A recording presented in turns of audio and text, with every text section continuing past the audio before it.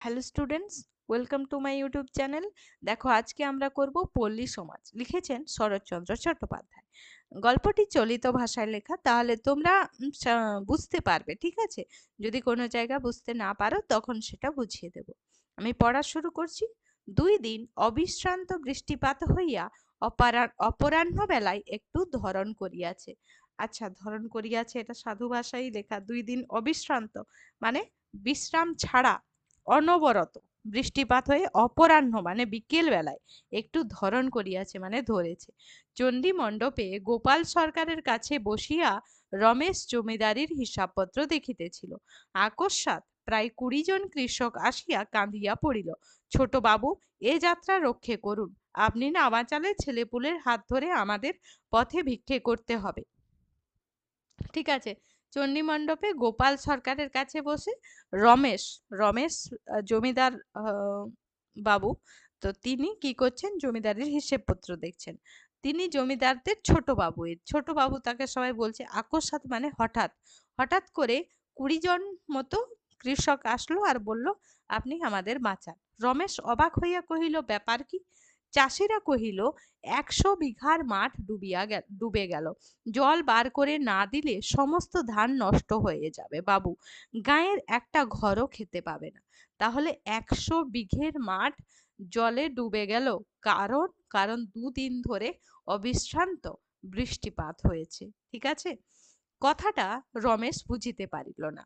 গোপাল সরকার তাহাদের 2-একটা প্রশ্ন করিয়া ব্যাপারটা রমেশকে বুঝাইয়া দিল। 100 বিঘার মাঠটাই এ গ্রামের একমাত্র ভরসা। সমস্ত চাষিদেরই কিছু কিছু জমি তাহাতে আছে। ইহার পূর্বধারে সরকারি প্রকাণ্ড বাঁধ, পশ্চিম ও উত্তর ধারে উচ্চগ্রাম, শুধু দক্ষিণ ধারের বাঁধটা ঘোষাল ও মুখুজ্জেদের। ঠিক আছে?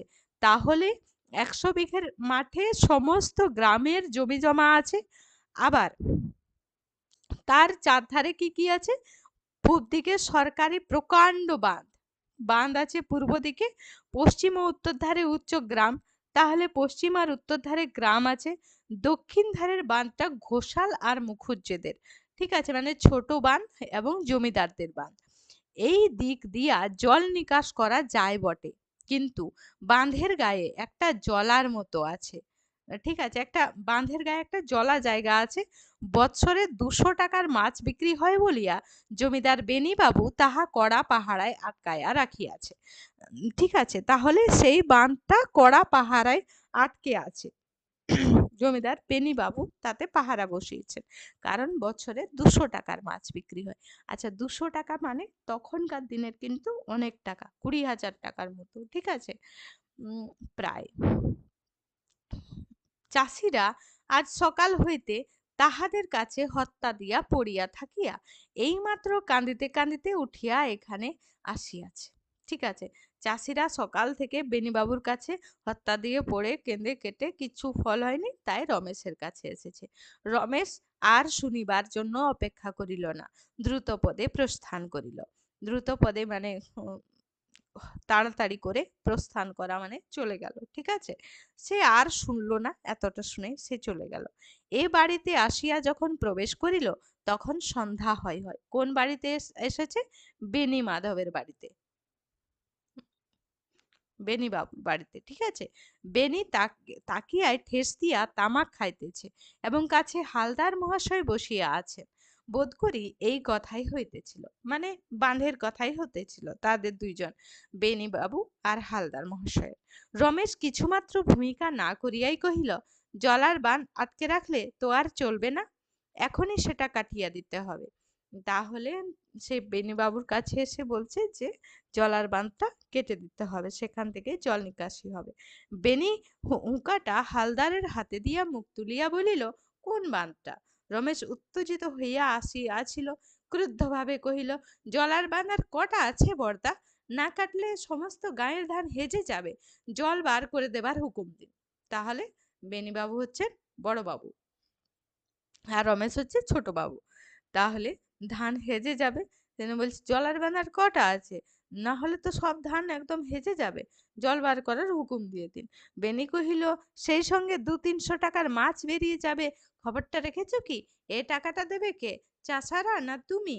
তাহলে বেনিবাবু বলছে যে 200-300 টাকার মাছ মাছ যে চলে যাবে তার টাকাটা কে দেবে?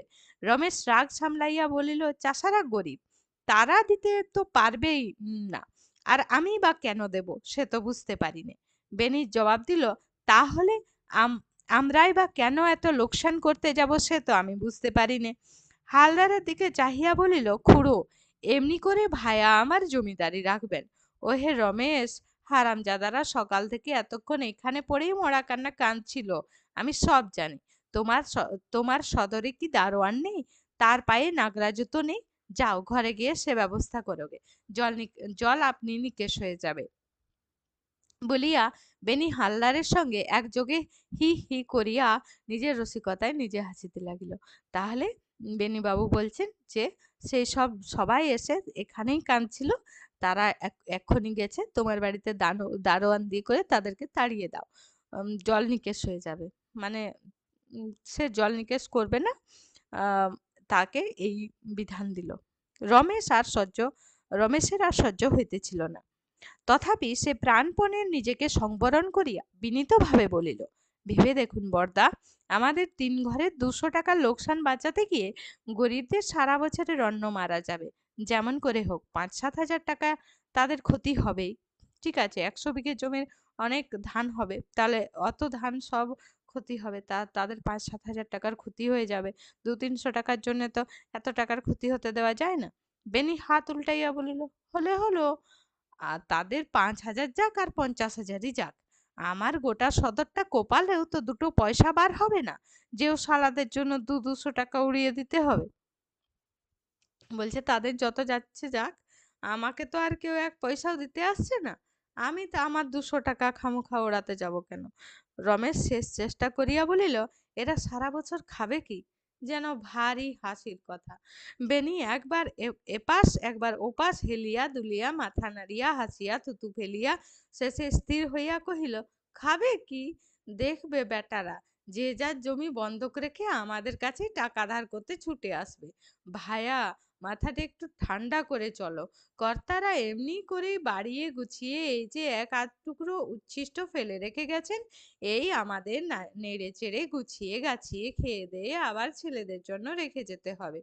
ওরা খাবে কি? ধার কর্জ করে খাবে, নইলে আর বেটাদের ছোট লোক বলছে কেন? ঠিক আছে, তাহলে বেনিবাবু খুবই একদম বিশ্বয়ী মানুষ। তিনি বিষয় আশায় 200 টাকা কি 1 পয়সাও তিনি ছাড়বেন না, এবং এই সময় আরো একটু জমি জমা বাড়িয়ে তিনি কি করবেন, তার ছেলে মেয়েদের জন্য রেখে যাবেন। ঠিক আছে, ওরা কি খাবে সেটা নিয়ে তিনি চিন্তা করছেন না, তারা ধার কর্জ করে খাবে, নাহলে তারা ছোট লোক কিসের। ঠিক আছে, এই হচ্ছে বেনিবাবুর বুদ্ধি, মানে যুক্তি। ঘৃণায়, লজ্জায়, ক্রোধে, ক্ষোভে রমেশের চোখ মুখ উত্তপ্ত হইয়া উঠিল, কিন্তু কণ্ঠস্বর শান্ত রাখিয়াই বলিল, আপনি যখন কিছুই করিবেন না বলিয়া স্থির করিয়াছেন, তখন এখানে দাঁড়িয়ে তর্ক করে লাভ নেই। আমি রমার কাছেই চললুম, তার মত হলে আপনার একার অমতে কিছু হবে না। বেনির মুখ গম্ভীর হইল, বলিল, বেশ, গিয়ে দেখো গে। তার আমার মত ভিন্ন নয়, সে সোজা মেয়ে নয় ভায়া, তাকে ভোলানো সহজ নয়। আর তুমি তো ছেলে মানুষ, তোমার বাপকেও সে চোখের জলে নাকের জলে নাকের জলে 2 বার হয়ে গেছে, চোখের জলে নাকের জলে করে তবে ছেড়েছিল। কি বলো খুড়ো? তাহলে খুড়ো আছেন সেখানে, হালদার মশাই তাকেই বলছেন যে কি, তো রমা কিন্তু খুব সাধারণ মেয়ে নয়, সে তোমাকে না, তোমার বাবাকেও, তুমি তো ছেলে মানুষ, তোমার বাবাকেও চোখের জলে নাকের জলে করে ছেড়েছিল। ঠিক আছে, খুড়োর মতামতের জন্য রমেশের কৌতূহল ছিল না। বেনির এই অত্যন্ত অপমানকর প্রশ্নের উত্তর দিবারও তার প্রবৃত্তি হইল না, নিরুত্তরে বাহির হইয়া গেল।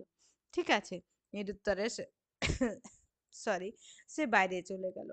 প্রাঙ্গণে তুলসী মূলে সন্ধ্যা প্রদীপ দিয়া প্রণাম সাঙ্গ করিয়া রমা মুখ তুলিয়াই বিস্ময়ে অবাক হইয়া গেল। ঠিক সুমুখে রমেশ দাঁড়াইয়া, তাহার মাথার আঁচল গলায় জড়ানো, ঠিক যেন সে এইমাত্র রমেশকেই নমস্কার করিয়া মুখ তুলিল। ক্রোধে, উত্তেজনায় ও উৎকণ্ঠায় মাসির সেই প্রথম দিনের নিষেধ বাক্য রমেশের স্মরণ ছিল না। তাই সে সোজা ভিতরে আসিয়া উপস্থিত হইয়াছিল এবং রমাকে তদবস্থায় দেখিয়া নিঃশব্দে অপেক্ষা করিতেছিল। দুজনের মাস খানেকের পরে দেখা। তাহলে রমার সঙ্গে রমেশের 1 মাস পরে দেখা। এবং তখনকার দিনে কি মেয়েদের অন্দরমহলে বাইরের কোনো পুরুষ মানুষ যেত না, তাকে বাইরে অপেক্ষা করতে হতো, তারা পর্দার ভেতর থেকে কথা বলতো। কিন্তু তার এই কথাটি মনে ছিল না, সে কোথায় ভেতরে চলে গিয়েছিল। আর রমা সন্ধ্যা প্রদীপ দিয়ে উঠে দাঁড়িয়ে রমেশকে দেখতে পেয়েছে। রমেশ কহিল, তুমি নিশ্চয়ই সমস্ত শুনেছ। জল বাল জল বার করে দেওয়ার জন্য তোমার মত নিতে এসেছি। রমা বিস্ময়ের ভাব কাটিয়া গেল। সে মাথায় আঁচল তুলিয়া দিয়া কহিল, সে কেমন করে হবে? তাছাড়া বরদার মত নেই। নেই জানি, তার একলার মতে কিছু আসে যায় না। রমা একটুখানি ভাবিয়া কহিল, জল বার করে দেওয়াই উচিত বটে, কিন্তু মাছ আটকে রাখার কি বন্দোবস্ত করবেন? রমেশ কহিল, অত জলে কোনো বন্দোবস্ত হওয়া সম্ভব নয়। এবছরে সে টাকাটা আমাদের ক্ষতি স্বীকার করতেই হবে, না হলে গ্রাম মারা যায়। রমা চুপ করিয়া রহিল। রমেশ কহিল, তাহলে অনুমতি দিলে? রমা মৃদু কণ্ঠে বলিল, না, অত টাকার লোকসান আমি করতে পারবো না। রমেশ বিস্ময়ে হতবুদ্ধি হইয়া গেল। সে কিছুতেই এরূপ উত্তর আশা করে নাই, বরং কেমন করিয়া তাহার যেন নিশ্চিত ধারণা জন্মিয়াছিল তাহার একান্ত অনুরোধে রমা তাহার একান্ত অনুরোধ রমা কিছুতেই প্রত্যাখ্যান করিতে পারিবে না। তাহলে রমেশ এলো রমার কাছে, রমাকে বলছে যে জল বার করে দিতে হবে, কিন্তু রমা বলছে না, আমি 200-300 টাকার মাছের যে ক্ষতি হবে সেটা আমি ক্ষতি স্বীকার করতে পারবো না। রমেশ তার কথা শুনে কি হতবুদ্ধি হয়ে গেল, মানে একদম বিমূঢ় হয়ে গেল, চুপচাপ দাঁড়িয়ে থাকলো। তার মনে হয়েছিল যে রমা ভালো মানুষ, কৃষকদের দুঃখের কথা শুনে সে হয়তো জল বের করার অনুমতি দেবে। রমা মুখ তুলিয়াই বোধ করি রমেশের অবস্থাটা অনুভব করিল। কহিল, তাছাড়া বিষয় আমার ভাইয়ের, আমি অভিভাবক মাত্র। রমেশ কহিল, না, অর্ধেক তোমার। রমা বলিল, শুধু নামে। বাবা নিশ্চয় জানতেন সমস্ত বিষয় যতীনই পাবে, তাই অর্ধেক আমার নামে দিয়ে গেছেন। তথাপি রমেশ মিনতির কণ্ঠে কহিল, রমা, এ কটা টাকা, তোমার অবস্থা এদিকে সকলের চেয়ে ভালো, তোমার কাছে এ ক্ষতিই নয়। আমি মিনতি করে জানাচ্ছি রমা, এর জন্য এত লোকের অন্ন কষ্ট করে দিও না। যথার্থ বলছি, তুমি যে এত নিষ্ঠুর হতে পারো আমি তা স্বপ্নেও ভাবিনি। রমাকে মিনতি করে বলছে রমেশ যে এত তোমার এই কটা টাকার ক্ষতির জন্য তুমি এত লোকের অন্ন কষ্ট করো না, এত নিষ্ঠুর হয়েও না, ঠিক আছে? রমা তেমনি মৃদুভাবেই জবাব দিল, নিজের ক্ষতি করতে পারিনি বলে যদি নিষ্ঠুর হয়, তা না হয় তাই ভালো। আপনার যদি এতই দয়া, নিজেই না হয় ক্ষতিপূরণ করে দিন না। তাহার মৃদু স্বরে বিদ্রুপ কল্পনা করিয়া রমেশ চলিয়া উঠিল। কহিল, রমা, মানুষ খাঁটি কিনা চেনা যায় শুধু টাকার সম্পর্কে। এই জায়গায় নাকি ফাঁকি চলে না, তাই এখানেই মানুষের যথার্থ রূপ প্রকাশ পেয়ে ওঠে। তোমারও আজ তাই পেল। কিন্তু তোমাকে আমি এমন করে ভাবিনি, চিরকাল ভেবেছি তুমি এর চেয়ে অনেক উঁচুতে, কিন্তু তুমি তা নও। তোমাকে নিষ্ঠুর বলাও ভুল, তুমি নীচ, অতি ছোট।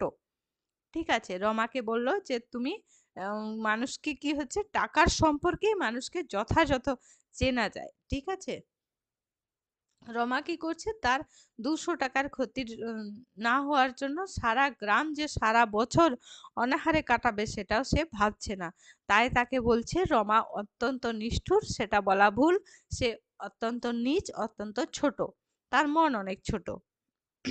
অসহ্য বিস্ময়ে রমার 2 চক্ষু বিস্ফোরিত করিয়া কহিল, কি আমি? রমেশ কহিল, তুমি অত্যন্ত হীন এবং নীচ। আমি যে কত ব্যাকুল হয়ে উঠেছি সে তুমি টের পেয়েছ বলেই আমার কাছে ক্ষতিপূরণ দাবি করলে, কিন্তু বরদাও মুখ ফুটে একথা বলতে পারেননি। পুরুষ মানুষ হয়ে তার মুখে যা বেঁধেছে, স্ত্রী লোক হয়ে তোমার মুখে তা বাঁধেনি। আমি এর চেয়ে বেশি ক্ষতিপূরণ করতে পারি, কিন্তু একটা কথা আজ তোমাকে বলে দিচ্ছি রমা, সংসারে যত পাপ আছে মানুষের দয়ার উপর জুলুম করাটা সবচেয়ে বেশি। আজ তুমি তাই করে আমার কাছে টাকা আদায়ের চেষ্টা করেছো। ঠিক আছে, সে বরদার কাছেও গিয়েছিল, সে কিন্তু টাকা চায়নি, কিন্তু রমা তার কাছে টাকা চাইল। রমা স্ত্রীলোক হয়েও তার মুখে এটা বাঁধলো না বলতে যে সে ক্ষতিপূরণটা দিয়ে দিক। তাহলে সংসারের যত পাপ আছে সব থেকে বড় পাপ কি? মানুষের দয়ার উপর জুলুম করা। সেই পাপটি রমা করলো রমেশের কাছে টাকা চেয়ে। রমা বিহ্বল হতবুদ্ধির ন্যায় ফ্যাল ফেল করিয়া চাহিয়া রহিল। একটা কথাও তাহার মুখ দিয়া বাহির হইল না। রমেশ তেমনি শান্ত তেমনি দৃঢ় কণ্ঠে কহিল, আমার দুর্বলতা কোথায় সে তোমার অগোচরে নেই বটে, কিন্তু সেখানে পাক দিয়া আর এক বিন্দু রস পাবে না, তা বলে দিয়ে যাচ্ছি। আমি কি করব তাও এই সঙ্গে জানিয়ে দিয়ে যাই। এখনই জোর করে বাঁধ কাটিয়ে দেব, তোমরা পারো আটকাবার চেষ্টা করোগে। বলিয়া রমেশ চলিয়া যায় দেখিয়া রমা ফিরিয়া ডাকিল। রমেশ বলল যে আমার এই গরিব লোকের প্রতি আমার যে দয়া আছে সেটা তো তোমরা জানো যে সেটা আমার দুর্বলতা, কিন্তু সেই দুর্বলতার থেকে এখন আর কোনো সুযোগ তোমরা পাবে না। তাহলে রমেশ এখন কি করবে? সে জোর করে বাঁধ কাটিয়ে দেবে, আর যদি রমা এবং বেনিবাবু পারে তাহলে রমেশকে যেন আটকায়। ঠিক আছে, এই বলে রমেশ চলে যাচ্ছিল, কিন্তু রমা ডাকলো। আহ্বান শুনিয়া রমেশ নিকটে আসিয়া দাঁড়াইতে রমা কহিল, আমার বাড়িতে দাঁড়িয়ে আমাকে যত অপমান করলেন আমি তার একটাও জবাব দিতে চাইনি, কিন্তু এ কাজ আপনি কিছুতেই করবেন না। তাহলে রমা বলল, আমাকে আমার বাড়িতে দাঁড়িয়ে আপনি আমাকে অপমান করলেন, কিন্তু এর জবাব আমি দেব না, কিন্তু আপনাকে বলছি যে আপনি বাঁধ কাটিয়ে দেবার কোনো রকম ব্যবস্থা করবেন না। রমেশ প্রশ্ন করিল, কেন? রমা কহিল, কারণ এত অপমানের পরেও আমার আপনার সঙ্গে বিবাদ করিতে ইচ্ছে করে না। রমা বলল যে যদি আপনি বাঁধ কাটান তাহলে আপনার সঙ্গে আমার বিবাদ হবে, কিন্তু এত অপমানের পরেও আপনার সঙ্গে ঝগড়া করতে আমার ইচ্ছে করছে না। তাহার মুখে যে কিরূপ অস্বাভাবিক পাণ্ডুর হইয়া গিয়াছিল, তাহার মুখ যে কিরূপ অস্বাভাবিক পাণ্ডুর হইয়া গিয়াছিল এবং কথা কহিতে ঠোঁট কাঁপিয়া গেল, তাহা সন্ধ্যার অন্ধকারেও রমেশ লক্ষ্য করিতে পারিল। পাণ্ডুর মানে বর্ণহীন হয়ে গেছিল। ঠিক আছে, এত অপমান শুনে তার মুখ বর্ণহীন হয়ে গেছিল। কিন্তু মনস্তত্ত্ব আলোচনার অবকাশ ও প্রবৃত্তি তাহার ছিল না। তৎক্ষণাৎ উত্তর দিল, কলহ বিবাদের অভিরুচি আমারও নেই, একটু ভাবলেই যে টের পাবে, কিন্তু তোমার সদ্ভারের মূল্যেও আর আমার কাছে কিছু মাত্র নেই। যাই হোক, বাগবিতণ্ডার আবশ্যক নেই, আমি চললুম। সে বলছে, রমেশ বলছে, ঝগড়া করবার ইচ্ছে আমার, অভিরুচি মানে ইচ্ছে আমারও নেই, একটু ভাবলেই সেটা জানতে পারবে। মাসি উপরে ঠাকুর ঘরে আবদ্ধ থাকায় এ সকলের কিছু জানিতে পারেন নাই। নিচে আসিয়া দেখিলেন রমা দাসীকে সঙ্গে লইয়া বাহির হইতেছে। আশ্চর্য হইয়া প্রশ্ন করিলেন, এই জলকাদায় সন্ধ্যার পর কোথায় যাস রমা? তাহলে রমার মাসি উপরে ঠাকুর ঘরে ছিলেন, তিনি এসব বাগবিতণ্ডার কিছু শুনতে পাননি। ঠিক আছে, ঠাকুরঘর থেকে বেরিয়ে তার মাসি দেখতে পাচ্ছে রমা দাসীকে নিয়ে বাইরে বেরিয়ে যাচ্ছে। তখন তিনি প্রশ্ন করছেন যে জল কাদায় সন্ধ্যের পর কোথায় যাচ্ছে? একবার বর্দার ওখানে যাব মাসি। দাসী কহিল, পথে আর এতটুকু কাদা পাবার জো নেই দিদিমা। দাসী কহিল, এটা মানে দিদিমা মানে মাসিকে বলল, ছোট বাবু এমন রাস্তা বাঁধিয়ে দিয়েছেন যে সিঁদুর পড়লে কুড়িয়ে নেওয়া যায়। ভগবান তাকে বাঁচিয়ে রাখুন, গরিব দুঃখী সাপের হাত থেকে রেহাই পেয়ে বেঁচেছে। ঠিক আছে, তাহলে জলকাদার রাস্তায় বর্ষার দিনে গ্রামে গঞ্জে অনেক সাপ, তাই ছোট বাবু মানে রমেশ কি করেছে, রাস্তা বাঁধিয়ে দিয়েছে, এমন ভাবে বাঁধিয়ে দিয়েছে যে বর্ষাকালেও সেই রাস্তায় সিঁদুর পড়লে কুড়িয়ে নেওয়া যায়, এত পরিষ্কার করে দিয়েছে রাস্তাটা। তাহলে সেখানে গরিব দুঃখীরা এখানে সাপের হাত থেকে রক্ষা পেয়েছে। তখন রাত্রি বোধ করি 11টা। বেনির চণ্ডীমণ্ডপ হইতে অনেকগুলি লোকের চাপা গলার আওয়াজ আসিতেছে। আকাশে মেঘ কতকটা কাটিয়া গিয়া ত্রয়োদশীর অস্বচ্ছ জ্যোৎস্না বারান্দার উপর আসিয়া পড়িয়াছিল। সেইখানে খুঁটিতে ঠেস দিয়া একজন ভীষণাকৃতি প্রৌঢ় মুসলমান চোখ বুজিয়া বসিয়াছিল। তাহার সমস্ত মুখের উপর কাঁচা রক্ত জমাট বাঁধিয়া গিয়াছে, পরনের বস্ত্র রক্তে রাঙা, কিন্তু সে চুপ করিয়া আছে। ঠিক আছে, বেনিবাবুর চণ্ডীমণ্ডপের এখানে দৃশ্য দেখানো হয়েছে। কি হচ্ছে, রাত্রি 11টা, ত্রয়োদশী, চতুর্দশী, তারপরে কি হয়ে যায়, পূর্ণিমা। ঠিক আছে, তাহলে ত্রয়োদশীর চাঁদ কিন্তু অনেকটাই স্বচ্ছ হয়। সেই অস্বচ্ছ জ্যোৎস্না, কারণ বাদল মেঘ কেটেছে, তাহলে জ্যোৎস্নাটা সেই জন্য অস্বচ্ছ আছে, বারান্দার উপর পড়েছে। আর সেখানে একজন ভীষণ আকৃতি, মানে অনেক বড় চেহারার প্রৌঢ় মুসলমান চোখ বুজে বসে আছেন। তাহার সমস্ত মুখের উপর কাঁচা রক্ত জমাট বাঁধা, আর তার পরনের বস্ত্রও রক্তে রাঙা, কিন্তু সে চুপ করিয়া আছে। বেনি চাপা গলায় অনুনয় করিতেছেন, কথা শোন আকবর, থানায় চল। 7 বছর যদি না তাকে দিতে পারি তো ঘোষাল বংশের ছেলে আমি নই। পিছনে চাহিয়া কহিল, রমা, তুমি বলো না, চুপ করে রইলে কেন? ঠিক আছে, রমা তাহলে বেনিবাবুর চণ্ডী মণ্ডপেই ছিল অতক্ষণ পর্যন্ত। এবং সেখানে কি বলছে যে আকবরকে, সেই প্রৌঢ় মুসলমানের নাম আকবর, বলছে এখন থানায় চলো তুমি। তো আমি কি করব? 7 বছর তাকে জেলে দেবো। তাকে মানে কাকে, সেটা আমরা এখন জানবো। কিন্তু রমা তেমনি কাঠের মতো নীরবে বসিয়া রহিল। আকবর আলী একবার চোখ খুলিয়া সোজা হইয়া বসিয়া বলিল, সাব্বাস, হ্যাঁ, মায়ের দুধ খেয়েছিল বটে ছোট বাবু, লাঠি ধরলেন বটে। ছোট বাবু কাকে বলছে? রমেশকে। তাহলে বেনিবাবু রমেশকে 7 বছর জেলে দেবার কথা বলছেন। আর আকবরের এই হাল কে করেছে? রমেশ করেছে। বেনি ব্যস্ত এবং ক্রুদ্ধ হইয়া কহিল, সেই কথা বলতেই তো বলছি আকবর, কার লাঠিতে তুই জখম হলি? সেই ছোড়ার না তার হিন্দুস্থানি চাকরটার? আকবর অষ্টপ্রান্তে ঈষৎ হাসি প্রকাশ পাইল। কহিল, সেই বেটে হিন্দুস্থানিটার, যে সে বেটা লাঠির জানে কি বড় বাবু? কি বলিস রে গহর, তোর পয়লা চোটেই সে বসেছিল না রে? তাহলে আকবরের সঙ্গে আরেকজন ছিল গহর। তাহলে গহরের পয়লা চোটেই তার রমেশের হিন্দুস্থানি দারোয়ানটা বসে গিয়েছিল। আকবরের 2 ছেলে অদূরে জড়সড় হইয়া বসিয়াছিল। আকবরের 2 ছেলেও গিয়েছিল তাহলে লাঠি সঙ্গে নিয়ে। তাহারাও অনাহত ছিল না। গহর মাথা নাড়িয়া সায় দিল, কথা কহিল না। আকবর কহিতে লাগিল, আমার হাতে চোট পেলে সে বেটা বাঁচত না। গহরের লাঠিতেই বাপ করে বসে পড়ল বড়বাবু। রমা উঠিয়া আসিয়া অনতি দূরে দাঁড়িয়াছিল। আকবর তাহার পীরপুরের প্রজা। ঠিক আছে, তাহলে পীরপুর গ্রামের প্রজা হচ্ছে আকবর। সাবেক দিনের লাঠির জোরে অনেক বিষয় হস্তগত করিয়া দিয়াছে। তাহলে সে লাঠির খেলায় পারদর্শী এবং লাঠির জোরে সে অনেক বিষয় হস্তগত করে দিয়েছে।